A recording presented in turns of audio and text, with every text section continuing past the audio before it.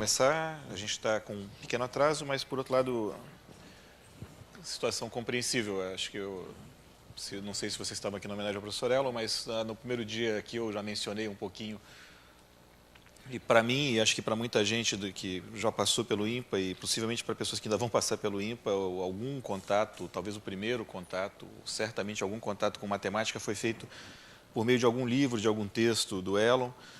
Então, enfim, é uma pessoa com uma importância muito grande. Se você perder 15 minutos ou 20 minutos, isso obviamente não tem nenhuma relevância diante de você parar um dia para lembrar de uma pessoa que tem a importância que ele teve, né? E a gente tem que cuidar da memória das pessoas também, é importante não esquecer das pessoas que trabalharam bastante para parte, porque esse prédio está de pé é muito também por causa dele, né? Então, o fato da gente poder estar aqui confortavelmente instalado num lugar tão legal, a gente deve muito a essas pessoas. Então, eu vou tentar hoje ser mais ou menos, continuar com a minha tentativa de ser pragmático, tentar fazer algumas contas em algumas situações mais ou menos simples na mecânica quântica. Naturalmente, os detalhes eu vou deixar de lado, mas eu vou tentar pelo menos tratar de uma situação inicial, que é um modelo que é o oscilador harmônico. Então, o oscilador harmônico ele é definido por meio dessa hamiltoniana. Então, como eu já mencionei aqui, o oscilador harmônico é a situação clássica, que é descrita por aquela hamiltoniana, de uma partícula que ela está presa por uma mola à origem, por exemplo. E quando você puxa a partícula para um lado, a mola tende a fazer ela voltar, né? Tende a puxá-la de volta. Essa partícula começa a oscilar. Então, resolver aquela equação, se você escrever as equações de movimento, não é difícil. Então, eu posso escrever aqui rapidamente.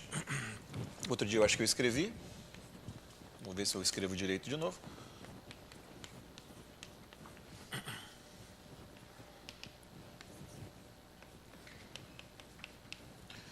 Então, a gente pega aquela função da posição, que é o x, e do momento, que é basicamente a massa vezes a velocidade.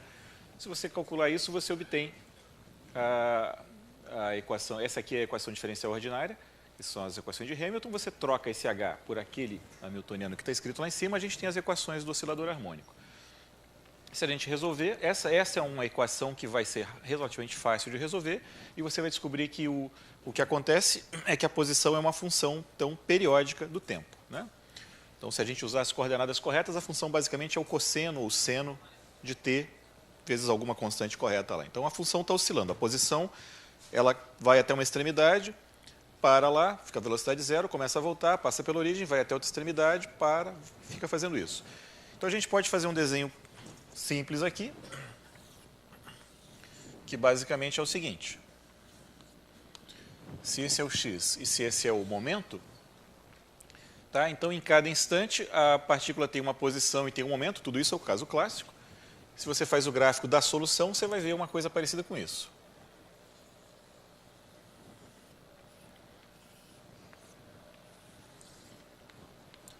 Tá? Então, você fica andando aqui dentro. Isso aqui é muitas vezes chamado de o retrato de fase do sistema, algo assim. Então, o que isso significa? Se você olhar a posição, essa posição vai aumentando, aumentando, aumentando, chega numa posição máxima para um lado. Quando ela está lá, a velocidade aqui, o momento é zero, aí ele ele para, começa a caminhar para o outro lado. Então, aqui o momento agora é negativo, você está andando para o outro sentido. Chega na coordenada mínima, numa velocidade máxima, e a coordenada vai decrescendo, decrescendo, até que ela chega num valor mínimo aqui. Então, a coordenada x agora ela vale o mínimo dela. Aí o cara para e começa a se mover na outra direção e continua. Então, isso é um movimento oscilatório. O que é interessante é que a energia desse sistema, aquilo que se chama de energia mecânica, é exatamente dado por aquela função, tá? Então, é exatamente o valor do h ao longo da trajetória. Então, se a gente calcular, pegar um ponto aqui de coordenadas x e p que pertence à trajetória, calcular o valor daquela função que está escrita lá em cima, você vai obter exatamente a energia desse cara, e isso é constante ao longo da trajetória. Então, essa trajetória, na verdade, corresponde à curva de nível daquela função que está escrita lá em cima. Tá? Bom, e óbvio que eu posso fazer soluções do sistema. Então, primeira coisa, quando eu tenho uma energia, se eu estou fixando a minha energia, a minha trajetória do oscilador harmônico clássico, ela tem uma posição máxima e uma posição mínima. Então, esse oscilador harmônico com uma energia definida, ele não sai de uma certa região, de uma certa caixa. Ele vai até lá, volta para cá. E fica indo e voltando. E você pode fazer osciladores harmônicos com a energia que você quiser. Você pode, por exemplo, puxar o cara bastante, distender bastante a mola, né? Então eu poderia fazer uma solução, por exemplo, que tem uma energia mais alta, que passa por aqui assim. Daí esse sujeito, ele se desloca mais para a esquerda e mais para a direita, né? E a velocidade que ele atinge é maior. Ou você poderia fazer um sujeito com uma energia menor. Você poderia fazer um cara, fazer com uma cor invisível. Se eu puxar bem pouquinho a mola, esse cara fica oscilando um pouquinho aqui, né? Então, na verdade, eu posso fazer qualquer condição inicial aqui, e se eu faço, basicamente variando a condição inicial, ou seja, o quanto eu puxo esse meu sistema no início, eu posso colocar a energia que eu quiser. Então, o valor da energia pode ser qualquer número maior ou igual que zero, desde que eu vá lá e distenda isso o suficiente, eu consigo fazer a energia que eu quiser. Então, o sistema clássico, o oscilador harmônico clássico, se você considera ele para uma certa energia fixa, a trajetória ela é limitada, ela tem um máximo que ela pode atingir para x, ela tem um mínimo que ela atinge para x, tem uma velocidade máxima, uma velocidade mínima. Tá? Um momento máximo, um momento mínimo. E a energia eu posso escolher como sendo qualquer número positivo à vontade. Então agora vamos tentar olhar o que seria a versão quântica desse brinquedo aí. Então a versão quântica, se a gente quer fazer isso, a gente tem que olhar para a equação de Schrödinger para um operador. Então a gente troca, no lugar do momento, vai aparecer um operador que tem a ver com derivada, a derivada assim, em relação a x, como a gente já viu, e no lugar dessa função vai aparecer o operador, que é pegar uma determinada função e multiplicar por esse negócio aqui, por esse termo quadrático. Então a gente vai obter aquilo que a gente falou outro dia, uma EDP, que é a equação diferencial parcial do Schrödinger, que depende do tempo e do espaço. Aí, para quem já conhece isso, para quem já lidou com EDPs dessa maneira, você pode fazer o que se chama de uma separação de variáveis. Então, você separa numa parte que depende só do tempo, uma parte que depende só do espaço. Tá? E, basicamente, a parte que depende do espaço, a parte que depende de x, é descrita por essa equação. Então, está aqui o operador hamiltoniano, trocamos o p por derivada, isso aqui é multiplicado pela função psi. Então, você está procurando, essa é a equação de autovalores. Então, lambda são os valores, os autovalores do sistema, e psi, a autofunção, é o autovetor desse operador aqui, né? Lembrando que a gente está tentando pegar psis, que são funções que, de alguma forma, têm o quadrado integrável, ou seja, a integral delas ao longo de x, ela é uma coisa finita. E, de fato, a gente gostaria que a integral fosse normalizada para 1, para ter uma interpretação de probabilidade. Bom, então, se você olha para isso, resolver um problema desse tipo, isso aí é uma teoria clássica de matemática, se vocês voltam lá para o século XIX, coisas tipo Sturm e Liouville, coisas assim. Então, tem todo um conjunto de ferramentas. Você pode usar diversas técnicas, tem técnicas de tentar fazer a expansão da função psi em série, um monte de métodos, não me importo com eles aqui, a gente está tentando entender a mecânica quântica, mas tem diversas técnicas que podem ser empregadas, alguns de vocês já devem ter visto, alguns não, quem não viu provavelmente ainda vai ver, tá? Então sem problema, o fato é que é possível lidar com uma equação como essa e dizer bastante coisa. Então nesse caso, a gente consegue dizer muito mesmo. Olha só, a primeira coisa que dá para dizer é quem são os autovalores. E os autovalores são múltiplos, são n mais 1/2 vezes esse número aqui. Olha só, ômega é esse número que está aqui que ajuda a definir, digamos assim, quão forte é a sua mola. Tá? Os físicos dão algum nome para isso que eu não lembro e realmente não tem nenhuma importância. E o H é aquela constante de Planck, que é um H dividido por 2π, enfim. E é um número bem pequenininho, então o que acontece? Isso aqui, H vezes ômega, é um número constante. E as energias possíveis para o oscilador harmônico quântico, olha só, elas são um inteiro, e aqui a gente lembra que o conjunto dos naturais, essa é uma das discussões que eu devo ter visto em algum livro, algum texto do Elon, saber se o conjunto dos naturais começa no 0 ou começa no 1, né? Sempre os eternos problemas inúteis da matemática. Essa é uma questão basicamente irrelevante, né? Então, daqui a gente convenciona que o n começa no 0. Tá? Então, você pode colocar n igual a 0 e você tem a menor energia possível para o oscilador harmônico. Então, a menor energia possível para o oscilador harmônico, olha que coisa incrível, é meio de H cortado vezes ômega. Então, não é mais possível para o oscilador harmônico clássico, ele pode ter uma energia tão pequena quanto eu queira. Eu posso puxar esse cara bem pouquinho. O oscilador harmônico quântico, por alguma razão, ele tem uma energia mínima. Então, você não consegue fabricar um cara com oscilador harmônico quântico que fique com energia menor do que aquele meio de H cortado ni. Tá? Isso é o maior, H cortado ômega. Então, isso já é uma primeira grande diferença. A sua energia não pode mais ficar arbitrariamente pequena. Ela começa de um nível mínimo. Começando no nível mínimo...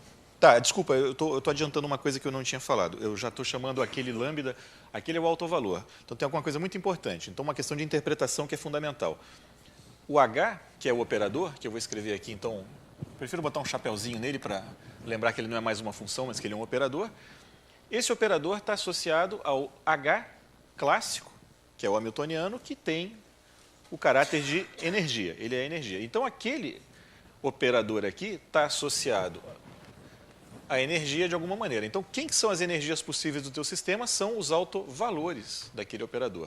De maneira mais geral, para a gente não ter que ficar repetindo isso, problemas aqui técnicos, mas são os caras do espectro daquele operador. Então, as energias são o espectro desse operador. Tá? Então, nesse caso, a gente tem autovalores, são exatamente aqueles. Então, aqueles autovalores daquele operador, eles têm um significado físico muito claro. Eles são os valores possíveis de que a energia do sistema pode assumir. Tá? Então, a energia ela tem um mínimo, que é o meio do H cortado ômega, e depois ela vai subindo, degrauzinho por degrauzinho, que você vai somando um H cortado ômega, depois 2, 3, 4, 5. Tá? Então, você tem pulinhos de H cortado ômega subindo aqui. Tá? Então, esses intervalos são todos iguais e a energia vai subindo. Então, esse é o nível 0 de energia, esse é o nível 1, nível 2, 3, 4. Então, você sempre vai acrescentando essa quantidade constante. Tá? Então, é interessante que aqui já apareceu uma das coisas que dá nome à teoria, o fenômeno da quantização. Então, um oscilador harmônico clássico poderia ter qualquer energia, qualquer valor real maior ou igual a zero, a gente poderia colocar aqui um sistema que tem essa energia. O oscilador harmônico quântico, incrivelmente, não tem qualquer energia. O conjunto de energias é um conjunto discreto. Ele é infinito, mas ele é um conjunto discreto. Tá? Então, não posso ter um oscilador harmônico com energia aqui ou aqui, né? Num valor intermediário, ela tem que ser essa, ou essa, ou essa, ou essa. Tá? E a energia mais baixa, ela não é zero. Está aqui o zero, a energia mais baixa de todas não é zero, a energia mais baixa é essa aqui. Tá? Então, você tentar segurar uma partícula quântica lá no fundo do poço, lá no fundo do potencial paradinha, que seria um sujeito de energia zero, é algo que não dá. Você não deixa a partícula quântica parada lá. Tá? Você congelar, segurar partículas, elétrons, fótons, sei lá, caras assim, num lugar só assim que ele se mexa muito, é uma coisa um pouquinho complicada. Tá? Então, aqui é interessante, a gente tem esse nível mínimo de energia e depois um conjunto discreto de níveis, cujas diferenças são todas iguais. Tá? Então, esse é um detalhe importante. E as autofunções, nesse caso, é possível obter as autofunções, elas têm a ver com isso, olha só. Elas podem ser escritas assim, estão rotuladas por n, onde n, então, é esse inteiro aqui. Então, tem uma normalização aqui. São basicamente funções exponenciais de menos x ao quadrado, ou seja, funções que estão decaindo fora da origem, decaindo bem rápido, e multiplicadas por um polinômio que é um polinômio de Hermite. Tá? Então, esses polinômios, enfim, tem fórmulas, eles são conhecidos. Então, se vocês olharem algum...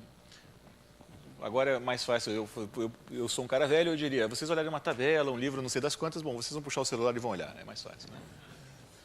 É bom ser jovem, né? Eu perderia meu tempo entrando naquele prédio bonito, naquele andar bonito do qual o Elon cuidou tão carinhosamente durante tantos anos. Tá? Mas, então, tem um polinômio de Hermite vezes a exponencial. Então, as autofunções, o polinômio, basicamente, é um cara que não importa como ele é, o fato é que quando você multiplica ele pela exponencial de menos x ao quadrado, ela faz com que isso caia. Tá? Mas vamos olhar para o primeiro nível de energia. Então, a energia, o nível, quando n é igual a zero, Então, a energia do sistema é exatamente aquele meio do H cortado ômega. E a autofunção, então usando a notação ali, é o psi0, o φ0.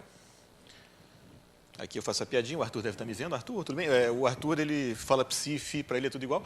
Ele aprendeu grego comigo. Mas, então, a função, que é a autofunção aqui, para esse nível de energia, bom, tem aquela constante lá na frente que não me importa muito, mas vou colocar aqui e na menos algo vezes x ao quadrado. Tá? Aqueles numerozinhos todos não nos importam muito. Como é que é a cara disso? Então, se você olha para uma função assim, então esse aqui a gente vai aprender algumas coisas curiosas. Essa função tem esse aspecto.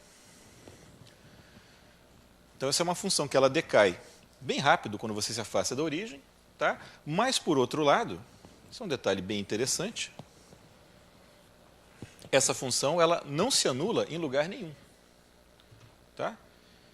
Então, significa que o oscilador harmônico quântico, mesmo no nível mais baixo de energia, olha que coisa curiosa, o oscilador harmônico clássico, se eu estou nesse nível de energia branco aqui, a minha posição no máximo é isso, no mínimo é isso. E eu não posso estar fora daqui. Então, se eu tenho uma certa energia finita no meu oscilador harmônico clássico, isso delimita uma região finita da reta onde pode ser encontrada a minha partícula, tá? A partícula clássica.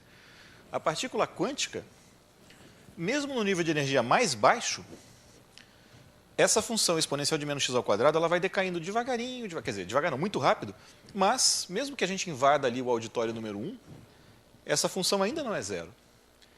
Então, se uma pessoa lá no auditório número 1 fizer um experimento, ele tem alguma probabilidade positiva de encontrar a partícula descrita por essa função. Tá? Então, isso é uma coisa curiosíssima, tá? Isso é um efeito inesperado, uma dessas surpresas da mecânica quântica, que quando você tem uma partícula, ela não está mais necessariamente confinada a uma região finita do espaço. Então, um oscilador harmônico, uma partícula, um elétron submetido a um campo de força do tipo alguma coisa vezes x, ou seja, um potencial x ao quadrado, que é aquele lá, um oscilador harmônico, ele pode, eventualmente, ser encontrado muito distante da origem, que é o ponto onde, digamos assim, a mola está presa. Tá? Então, existe uma probabilidade positiva, ainda que pequena, do cara ser encontrado lá. Então, se você tiver milhões de cópias do oscilador harmônico, todas idênticas, cada uma preparada da mesma forma, e alguém mede a primeira cópia, outra pessoa mede a segunda, outra pessoa mede a terceira, algumas pessoas, não vão ser muitas, mas algumas pessoas vão encontrar a partícula bem longe da origem, tá? Porque tem uma probabilidade positiva disso acontecer, porque lembre, a probabilidade basicamente é dada pela integral dessa função na região que você está querendo. Desculpa? Bom, essa é uma ótima pergunta. A resposta não tenho a menor ideia. O oscilador harmônico, ele funciona como... Bom, o oscilador harmônico, obviamente, é uma idealização. Eu posso trazer a sua pergunta para cá. É possível construir um oscilador harmônico clássico? Tá? Quando você faz uma mola de verdade, ela não é uma coisa que, se você puxar indefinidamente, ela vai esticando e depois ela vai se restituir. Se você puxar uma mola bastante, a mola estica e não volta nunca mais. Então, na verdade, quando você descreve uma força do tipo x ao quadrado, uma força do tipo kx, isso é uma idealização, porque uma mola de verdade não vai ser só o kx, vai ter mais termos ali. Mas se você oscilar pouco, a aproximação é bastante boa. Né? Quando você tem um pêndulo de verdade, um pêndulo não é um oscilador harmônico. A força digamos assim, que é sentida por uma massa que está na ponta de um pêndulo, ela não é o x, não é kx, mas é proporcional ao seno de x. Então, se o x é pequenininho, isso se parece com x e você pode, olha, idealização em cima de idealização. Num pêndulo, você pode aproximar o pêndulo por um oscilador harmônico. Tá? Então, assim, se a gente pensa no caso clássico, no caso quântico, se eu fosse construir uma mola que pode distender indefinidamente, não parece crível que você faça isso. O que eu estou dizendo é simplesmente o seguinte: se eu tiver uma equação exatamente como aquela, as soluções são essas. Agora, isso existe fisicamente? Não sei, tá? Não conheço nada parecido, mas provavelmente o que você deve ter coisas que têm forças do tipo kx, mais correções do tipo x cubo, sei lá quanto, que talvez confinem mais a partícula e talvez esse decaimento seja maior ainda, na prática. Ou seja, Se alguém realmente construir um oscilador harmônico quântico, ou mais próximo disso que você consiga fazer, é difícil acreditar que você vai ter uma probabilidade realmente muito grande de achar uma partícula lá no alto do morro, no Pico da Tijuca, né? Tá? Então, isso aqui é uma idealização, mas na idealização é exatamente o que acontece. Quer um outro exemplo? Vamos voltar para umas coisas clássicas. Pega uma equação do calor. Se você pegar a equação do calor, é uma equação super bonita, se você colocar um perfil... A equação do calor ela é uma equação que descreve difusão. Então, em particular, ela descreve a difusão, sei lá, se eu pegar um perfume aqui, abrir um frasco de perfume aqui na sala, ele começa a difundir pela sala. Se você resolver as equações, e a equação é basicamente a mesma da equação do calor. Essa equação, ela tem um perfil inicial que pode ser zero, todo ele fora de uma região. Aí você pega qualquer tempo épsilon maior que zero, o perfil já é não nulo em toda a reta. Então, em princípio, se eu abrir um frasco de perfume aqui agora, um sujeito lá em Ipanema vai sentir, pelo menos, uma chance de ter uma molécula de perfume chegando no nariz dele, o que é impossível, inclusive viola a relatividade. Tá? Então, aqui vem uma pequena ressalva que eu preciso fazer, então. A equação do calor, portanto, ela está errada. Né? Você não tem partículas que se movem em velocidades superiores à da luz por causa de um cara chamado Albert Einstein no início do século passado. Então, você tem que corrigir a equação do calor para que ela leve em conta velocidades finitas. E aí a difusão já não vai ser exatamente assim. Aqui também tem alguma coisa desse tipo parecendo. Se você começasse com uma partícula aqui, imaginar que ela vai poder estar lá, a uma distância gigantesca, poderia envolver efeitos não relativísticos, ou efeitos, perdão, relativísticos e contradições à teoria de Einstein. Mas é uma coisa que é extremamente importante. Tudo que eu estou falando aqui, em princípio, é uma teoria feita baseada na mecânica clássica, e clássica mesmo no sentido de pré-relativística. Tá?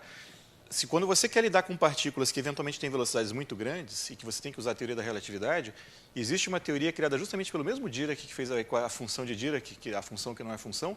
O Dirac conseguiu fazer uma equação de mecânica quântica relativística, que é um pouco mais sofisticada que a de Schrödinger, e quando você quer lidar com fenômenos que realmente têm muita velocidade envolvida, você acaba tendo que lidar com as equações dele. Tá? Mas, assim, provavelmente um oscilador harmônico perfeito no sentido físico não deve existir. Tá?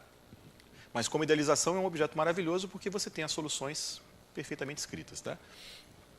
Diga, pode.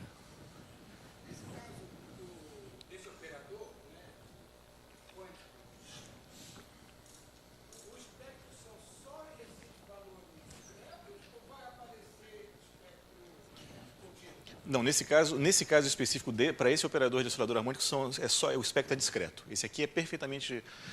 Isso é extremamente bonito, porque isso dá para ser mostrado de mais de uma maneira.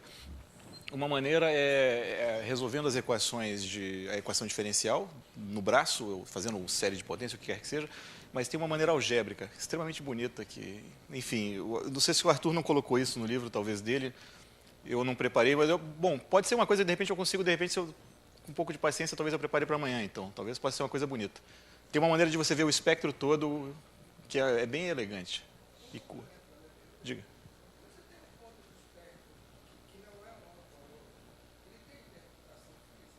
Que não é um alto valor? Não, em princípio, um ponto do espectro pode ser, no caso, por exemplo, do espectro do H, ele pode ser uma energia. Em princípio, sim, ele...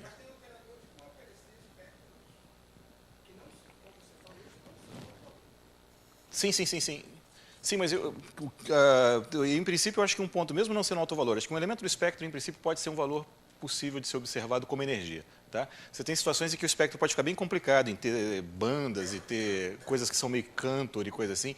E exatamente, para as pessoas que não estão aqui, que obviamente estão assistindo o curso do Pedro Duarte e do Silvio Klein na sala que está ali do lado, que obviamente se vocês estão assistindo lá não estão aqui, as técnicas que o Pedro Duarte e o Silvio Klein estão contando têm a ver justamente com entender, entre outras coisas, alguns operadores de Schrödinger não na reta, mas em Z. Então você discretiza a reta e mesmo lá o espectro já pode ser bastante complicado. E as técnicas que eles usam servem, entre outras coisas, para entender esse tipo de espectro. Ou seja, esse tipo de problema é bastante interessante, tanto do ponto de vista matemático quanto do ponto de vista físico, mas, em princípio, um ponto do espectro é um valor da energia que você pode obter durante uma medida, durante uma medição policial. Tá? Mas, nesse caso, o espectro realmente é bem simples, é todo só de pontos, todo mundo isolado, é bem comportado. Tá? Então, esse efeito, então esse é o ponto fundamental da nossa conversa aqui, que eu estava querendo chamar a atenção, é que, em princípio, se a gente tem um oscilador harmônico, né, mesmo que fisicamente não seja possível, mas pelo menos as equações dele a gente sabe escrever, o comportamento então da partícula é que ela pode estar bem distante da origem, pode ser encontrada bem distante da origem. Tem uma probabilidade positiva de fazer isso. Então, esse efeito do sujeito, classicamente, se você colocar uma energia igual a isso, você teria uma caixinha finita onde a partícula estaria presa. Essa possibilidade da partícula sair da caixa, no caso quântico, no mesmo valor de energia, é o que é chamado muitas vezes de tunelamento. É como se a partícula entrasse, você tem um buraco, você tem uma caixa, a partícula está presa na caixa, e ela cavou um túnel e saiu da caixa e foi parar lá longe. Tá? Então é o chamado efeito túnel ou tunelamento. E é curioso, assim, se para quem acha que, de novo, né, que a gente está falando de coisas esotéricas, é sempre importante lembrar, essas coisas são medidas experimentalmente facilmente. Tá? Por exemplo, há mais de 30 anos existe um microscópio que funciona exatamente com uma coisa que é chamada com esse efeito.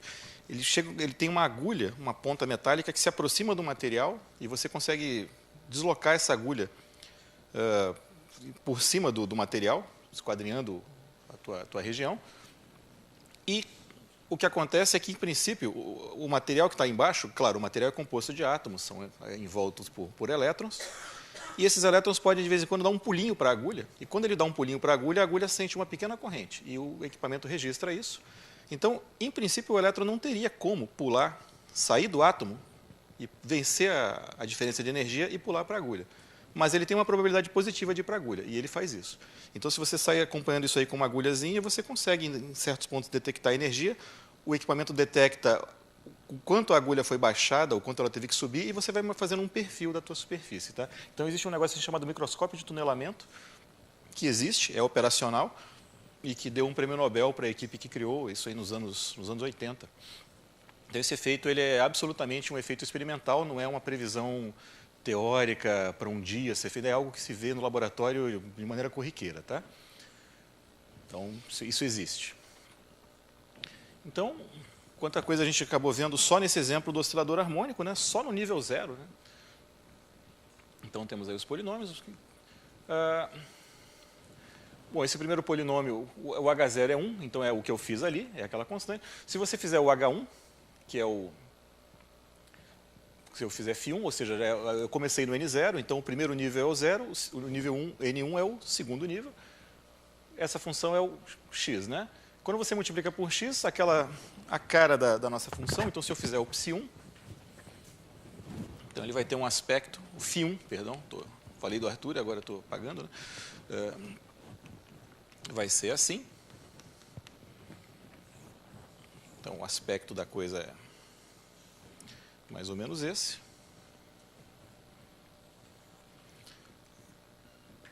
Então a função decai rapidamente fora, se eu me afasto da origem, ela se anula na origem agora, né? Então agora a probabilidade de eu encontrar a partícula pertinho da origem é menor. Tá? Então isso é uma coisa que vai acontecendo, isso é uma coisa curiosa. Então esse cara aqui já é o segundo nível de energia. Então o nível de energia já é meio disso, mais isso. Então agora você começa a ter uma chance maior, que coisa curiosa. A probabilidade, antes aparentemente o máximo da probabilidade era perto da origem. Agora você parece já ter uma chance maior de encontrar a partícula um pouquinho mais longe da origem. Tá? E à medida que você vai realmente aumentando a energia, de fato, você começa a ter, às vezes, picos que vão um pouquinho se afastando da origem, você começa a ter chances maiores de encontrar a partícula um pouco mais afastada, o que é mais ou menos razoável, que ela não fique tão colada na origem quando você aumenta a energia. Tá? Mas, de novo, acontece o fenômeno de que essa função não está se anulando. Então, existe uma probabilidade pequena, mas não nula, de que a partícula seja encontrada longe, bem longe da origem. Tá? Então, o efeito túnel existe o tempo todo aí. Então, olha só, vamos pegar duas funções. Eu vou pegar, sei lá, Ψ0, a Φ0 e a Φ1. Vamos tentar meditar um pouquinho sobre como é que se faz uma medição na mecânica quântica e o que acontece aqui. Então, tem um nível de energia que eu vou chamar de, sei lá, de E0, que é esse aqui. Aqui eu vou chamar de E1, que seria exatamente 1 mais meio disso aqui. Então, imagine que no primeiro dia, no momento em que alguém começa a fazer o experimento, o equipamento foi preparado, o estado do nosso oscilador harmônico foi preparado. E como é que é um estado em mecânica quântica? Então, como é que é a função no instante t igual a 0? Ela, por exemplo, poderia ser uma combinação do Φ0 com o Φ1. Tá? Poderia ser uma coisa assim. Lembrem, essas funções φ, φ0, φ1, φ2, etc., vão funcionar como uma base. Vai ser um espaço vetorial de dimensão infinita, vai ser um espaço de Hilbert. Então, um possível estado é essa combinação que envolve os dois primeiros caras na base. Tá? Esse α0 é um número complexo, o α1 também é um número. Podem ser complexos, né? Poderiam ser reais, mas podem ser complexos. E o que acontece quando eu meço a energia desse sistema? Porque, olha só, se você souber que o seu sistema está exatamente nessa função φ0, se ele é descrito exatamente por isso, se o meu sistema é descrito assim, qual que é a energia dele? A energia dele é exatamente meio de h cortado ômega. Se o teu sistema está descrito por essa função, se você sabe disso, foi preparado assim, a energia dele é exatamente essa energia aqui. Tá? Mas o que é interessante é que você pode preparar o teu sistema de maneira distinta. Poderia preparar o meu sistema como sendo uma combinação disso com isso. Isso aqui é um elemento do espaço vetorial tão bom quanto o outro. Então, o que acontece? Qual que é a probabilidade, se agora você medir a energia desse sistema,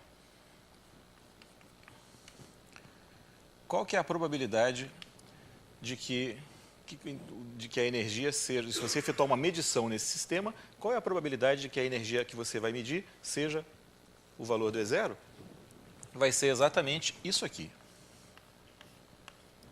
Vai ser o módulo desse cara ao quadrado. Porque isso aqui te dá o tamanho dessa componente do vetor. Tá? É a componente na direção que corresponde à energia E0. Isso aqui é o tamanho dela. A probabilidade de você medir a energia no nível E1, se você medir esse sistema aqui, ela é dada justamente por aquilo ali. Tá? E se a gente tivesse feito o nosso dever de casa direitinho, calculado as coisas para que essa integral desse 1, isso implicaria, que a integral do módulo quadrado disso desse 1, né? Isso implicaria que a soma desse com esse vai dar 1. Tá? Então tá ótimo. Ou tem energia E0 ou ele tem energia E1. Então, se você vai medir um sistema que é descrito por isso, então o que está acontecendo? O nosso operador H, ele determinou um conjunto de autovalores e autovetores, autofunções. Então, eu vou escrever as autofunções aqui, que são elas que nos interessam por enquanto. Quando eu quero medir, agora eu pego um vetor qualquer, ele é uma combinação, basicamente, desses φs, φ0, φ1, φ2, sei lá quanto.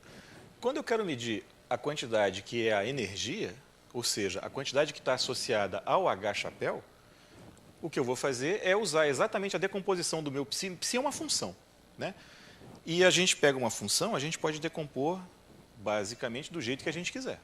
Tá? Você tem milhões de maneiras de decompor uma função. Bom, eu vou fazer uma coisa não muito idiota. Eu vou decompor essa função exatamente na base do H. A gente descobre que a decomposição é essa. Então, essa decomposição na base do H chapéu, que é o cara associado à energia, ela te dá a probabilidade de você encontrar a energia associada ao autovalor ligado a isso, que é a energia E0. Esse aqui te dá a probabilidade de encontrar a energia ligada a isso, que é a energia E1. Tá? E se eu tivesse colocado mais termos, a interpretação é exatamente a mesma. Tá? Então, olha que interessante. Isso aqui é o que se chama muitas vezes de um observável. Então, eu posso observar o quê? A energia. H chapéu é um operador associado, veio lá do H clássico, da Hamiltoniana clássica, que é algo associado com a energia. Então, as autofunções dele, os autovetores, eles nos dão uma certa maneira de representar o nosso espaço, tá? O nosso espaço vetorial. Se você pegar um estado agora e quer saber qual é a probabilidade, se você chegar lá no teu laboratório, fazer uma medição nesse sistema e encontrar um valor de energia, como é que eu descubro quem é a energia ou quais são os valores possíveis? Olho para isso, faço essa conta. Então, isso aqui é a probabilidade de encontrar essa energia, essa é a probabilidade de encontrar essa. Fiz a medição. Então, agora, medimos. Tá? E a gente mediu, eu poderia ter encontrado E0, poderia ter encontrado E1. Então, depois que eu medi, se eu encontrei E0, tá? Então medi e descobri que a energia era o nível E0. Tá? Eu poderia ter encontrado E1. Tá? Se você tiver diversos sistemas identicamente preparados, algumas pessoas que medirem, alguns caras vão medir E0, alguns vão medir E1. Tá? Se eu encontrei E0, qual que passou a ser a autofunção do sistema após a medição? Ou melhor, qual que passou a ser a psi que descreve o sistema após a medição? Se ele está com a energia E0, ele tem que ser exatamente esse φ0 aqui. Tá? Então, de novo, é aquele fenômeno que ontem eu falava aí, o Marcelo Terra Cunha não está aqui hoje, então eu posso mentir à vontade. Não está aqui, né, Marcelo? Não está aqui. Bom. Então, hoje eu posso usar a palavra, não vai me matar.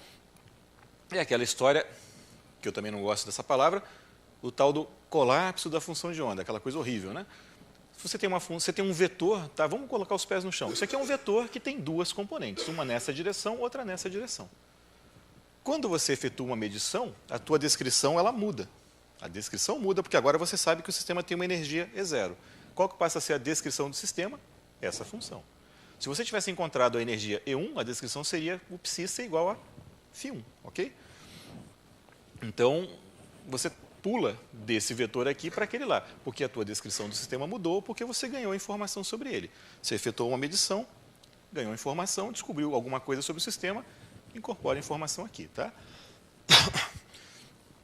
Então, nesse exemplo simples, a gente está vendo mais ou menos qual que é a filosofia de fazer funcionar a mecânica quântica. E se você não quisesse medir esse observável, tá? Imagina que você tem algum outro observável. A gente, quando quer medir uma partícula, você pode medir a energia, a posição, a velocidade. Você pode querer medir, vamos começar a inventar a cor da partícula, a marca da roupa que ela usa. Enfim, você pode ter outras quantidades físicas relevantes que você pode querer encontrar. Tá? Então, qual que é o método dentro da mecânica quântica para fazer isso? Então, estou exemplificando tudo usando a linguagem da energia. Mas, então eu posso ter algum outro observável. O que tem que ser o observável? Ele tem que ser um operador, vou chamar de A. Vou botar um chapeuzinho aqui só para ser consistente, tá? As frescuras que a gente adquire. Então, eu tenho um observável que é um operador. Então, isso aqui é um operador linear, no espaço de Hilbert, aquela coisa toda. Eu gostaria muito que ele fosse autoadjunto, para garantir, então, que o espectro vai ser real. Tá? Aí você pega esse operador. Bom, eu vou fazer uma hipótese bastante simples aqui. Tá? Como o colega estava levantando agora há pouco, o espectro disso pode ser bem complicado. Então, a gente tem que entrar em detalhes, às vezes, meio delicados, mas vamos imaginar, sejamos otimistas, que ele tem só tem autovalores. Tá? E os autovalores, cada um tem sua autofunção. Então, exatamente, ao invés de eu vou chamar, sei lá, de F1, F2, autovetores desse sujeito. Associados a autovalores, sei lá, Mi1, Mi2 e assim vai. Então, só de escrever assim, eu já estou sendo absolutamente maroto, né? Já estou induzindo a vocês a pensarem que os autovetores são uma base enumerável, né? Senão não poderia escrever desse jeito. Os autovalores estão aqui. Então, vamos admitir, tem situações em que isso realmente acontece, tá? Não quero dizer que vai ser sempre assim, mas vamos imaginar que seja assim. Então, se eu queria medir a energia do meu sistema, eu utilizei a base de autofunções associadas à energia, decompus o meu vetor inicial, a minha função, que é um vetor nesse mundo, usando essa base. E esses coeficientes me contam qual é a probabilidade de eu achar a energia associada a isso, a energia associada a isso. Tá? Imagine que agora eu quero medir um observável A, ele tem a base dele. O que a gente faz? Então, o que você precisa fazer se você quer saber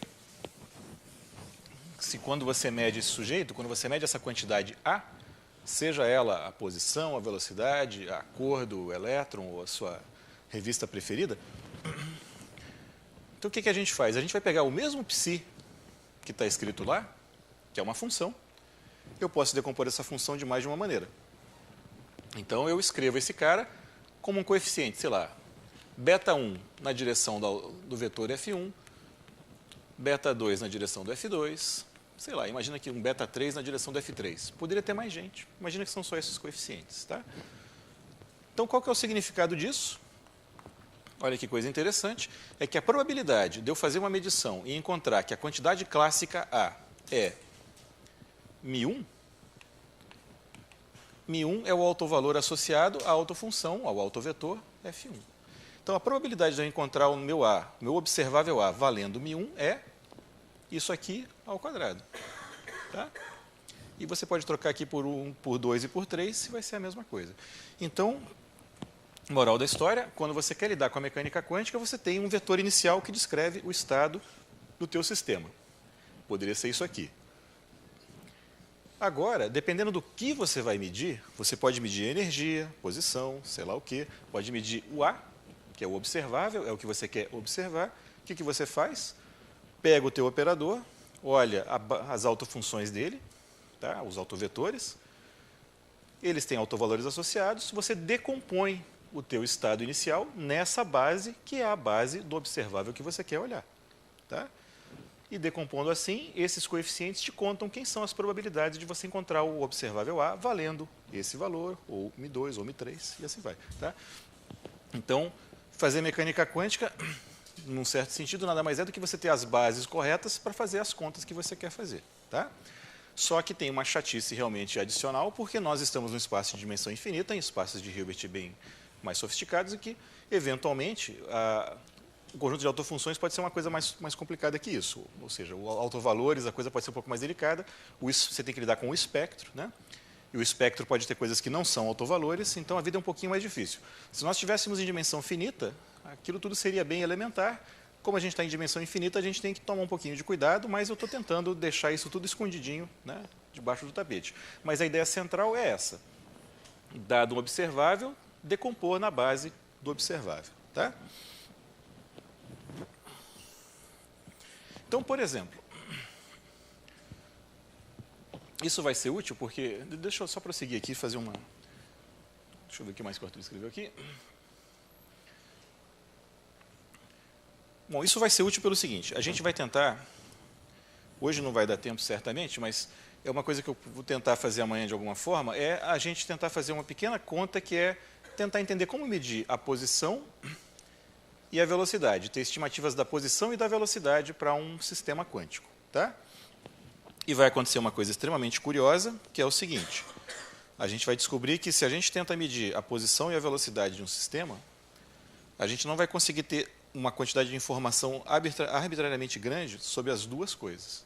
Então, se eu conhecer muito bem a posição, provavelmente eu vou perder informação sobre a velocidade. Se eu conhecer muito bem a velocidade, eu vou perder informação sobre a posição. Tá? Então, tem um certo comprometimento entre as duas coisas, que é algo curioso, mas que ocorre, e que é chamado, então, de princípio da incerteza de Heisenberg. Tá? E se a gente volta ao início aqui, a gente estava falando que o oscilador harmônico, eu estava dizendo para vocês que é difícil colocar uma partícula quântica paradinha lá no meio, então o oscilador harmônico acaba tendo uma energia mínima, que era aquele meio do H cortado ômega. Uma das razões disso acontecer é porque se a partícula quântica ficasse parada lá no meio, bom, se ela está parada, a velocidade dela é quanto? É zero. E se ela está lá na origem, a posição dela é exatamente zero, eu também sei. Eu sei as duas coisas. Tá? Mas a gente vai provar um resultado que basicamente mostra que não dá para isso acontecer. Então, a partícula, quando ela está lá, por mais que, quando ela está em alguma regiãozinha, ela tenta se mexer um pouco. Ela nunca tem... Se você começa a querer confinar a partícula numa região muito pequenininha, o seu conhecimento sobre a posição começa a ficar muito bom, muito preciso. Você começa a perder o conhecimento da velocidade. Essa partícula começa a querer pular. Tem uma energia bem grande. Tá? Então, isso é um comportamento quântico um pouco exótico, mas que é verdadeiro, que acontece. Tá? Então, para a gente chegar lá, deixa eu passar umas transparênciazinhas aqui rapidinho. Deixa eu avançar aqui. Aqui está o hamiltoniano, etc. e tal. Um monte de coisa que o Arthur está dizendo que eu já basicamente falei para vocês. Então, o segredo da brincadeira tem a ver com isso, com o comutador. Tá? Então, a gente vai caminhar na direção do princípio da incerteza, a gente vai ter que olhar um pouco para esse objeto aí. Então, o comutador de dois operadores, né, você tem A e B, você pode pensar que A e B são matrizes, se você quiser, mas operadores, então você define esse objeto como sendo exatamente aquilo lá. AB menos BA. Tá? Então, notem, para quem está acostumado às vezes com teoria de grupos, né, teoria de grupos você faria, acho que A na menos 1, B na menos 1, vezes A, B, alguma coisa assim. Mas como a gente está, o mundo dos operadores, ele é uma álgebra. Então, ele tem um produto, você pode compor operadores, mas ele também é um espaço vetorial. Então, você sabe subtrair nesse mundo. Então, você tem essa coisa aqui. Se isso for zero, significa que o AB é igual a BA, que é algo que você já sabe que para matrizes não vai funcionar muito bem, né? Então, dois dos operadores básicos que a gente está lidando aqui o tempo todo são o operador momento, que equivale a fazer isso aqui. Pegar uma função e derivar. Então, se ele pega uma função, isso aqui aplicado numa função φ é isso aqui. E o outro operador, que é o operador posição, que é aplicado numa função, o que ele faz? Ele multiplica a função por x em cada ponto. Então, a função vira x, φ de x, né? Então, tem um operador associado ao momento, um operador associado à posição. E a gente tem um operador, então, associado à energia, que é o hamiltoniano, e diversos outros operadores. Então, se vocês calcularem esse comutador, não é difícil. Tá? Se vocês quiserem, vocês têm que fazer a conta. Então, se a gente escrever isso aqui, então, o que é interessante é que esse número vai dar diferente de zero. Tá? Então, eu nunca vou saber esse número.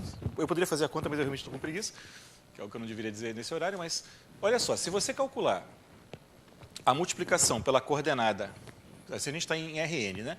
A multiplicação da coordenada k pela coordenada j, elas comutam. Então, você multiplica por uma coordenada e depois pela outra, ou pela outra e depois pela primeira, tanto faz.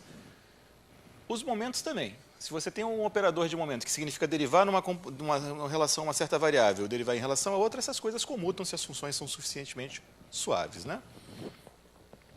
Por outro lado, então agora vai ficar difícil. Se eu faço o momento vezes x, ele é a identidade vezes h sobre i. Então, seria isso aqui. Quando eu faço o troco de sinal, é menos isso, que é a mesma coisa que se eu multiplicar por... Acho que é isso aqui, né? Se eu não errei, acho que é isso, né? Vezes o operador identidade, tá? Então, o que acontece? O operador posição e o operador momento, eles têm um comutador não nulo. O comutador é algo que tem a ver com h multiplicado pela identidade. Lembra que o h cortado, é um número pequenininho. Ele é pequenininho, mas ele não é zero. Então, esses operadores, de fato, não comutam. Tá? E o fato deles não comutarem, da posição e da velocidade serem representadas por operadores que não comutam, vai nos levar a uma relação curiosa de que, quando eu quero medir posição e velocidade num sistema, quando eu sei muita coisa sobre a posição, eu não sei muito sobre a velocidade e vice-versa. Tá? Então, isso é uma coisa curiosa e que vale para qualquer par de observáveis cujos operadores não comutam. Tá? Mas uma coisa que é interessante, então, fazer uma observação aqui, que eu acho que eu havia comentado com vocês, e eu volto a comentar bem rapidamente agora. Acho que eu comentei com algumas pessoas no finzinho de uma aula. Usar os operadores como sendo derivação e multiplicar pela função, nós já estamos usando uma representação bem clara dos operadores, que é a representação que o Schrödinger utilizou. Tá? E que não é a representação que o Heisenberg utilizou. Então, depois de algum tempo, ontem eu estava contando um pouco dessa história para vocês, o von Neumann percebeu que o que era importante era, de fato, a relação algébrica entre os operadores, mas não necessariamente a sua representação específica. Então, o von Neumann percebeu que, olha, eu tenho um operador que eu vou chamar de, sei lá, x barra, p barra, dois operadores que vivem em alguma álgebra, em algum espaço que eu não sei quem é, e que tem uma relação parecida com essa. Tá? Então, eu não estou dizendo quem é esse operador nem quem é esse, mas eu estou dizendo que eles satisfazem essa relação de comutação. Como é que eu posso implementar isso de maneira concreta? Bom, eu posso usar um espaço vetorial, que é um espaço de funções, as funções L2, etc. Aí, quem que é o operador x barra? Para o operador x barra, eu utilizo esse operador de pegar a função e multiplicar por x, multiplicar pela coordenada. Quem que é o operador p barra? É o operador que pega uma função e leva na sua derivada. Então, isso é uma escolha. Eu peguei um espaço vetorial, que é o espaço de funções L2, e usei esses dois operadores. Tá? E eles satisfazem essa relação de comutação de maneira bem concreta. Tá? Então, isso é uma maneira de fazer a coisa. Essa é a maneira Schrödinger de fazer a coisa. A maneira Heisenberg é pegar e escrever o x-barra como sendo uma matriz. Não sei qual matriz, mas é uma matriz, então você escrever assim. E o p-barra também como sendo uma matriz. E aí vem uma coisa curiosa, que é o seguinte. Então, eu fiz essa continha aí para pelo menos uma pessoa que me perguntou no finzinho. Quando a gente faz isso, então tá, se eu quiser representar usando aquele espaço vetorial do L2, usando aqueles operadores diferenciais, eu tenho a teoria funcionando. Oi, desculpa. Ah, perdão. Não, tudo bem, eu já vou encerrar, é a última frase. Então, olha só, se eu tentar representar isso como matrizes, será que pode fazer isso com matrizes finitas? Então, olha que coisa interessante, olha o comutador. Imagina que eu tenho uma matriz x-barra, uma matriz p-barra, menos p-barra, x-barra, que é igual IH vezes a identidade. E imagina que essas matrizes são matrizes, por exemplo, 30 por 30. Tá? Vou fazer o seguinte, eu posso calcular o traço das matrizes, o que é o traço? É a soma da diagonal. Né? Vou calcular o traço dos dois lados.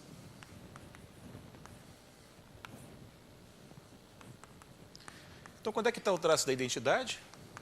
O traço da matriz de identidade, se a matriz é n por n, vai dar, eu vou somar n vezes o número 1, vai dar n.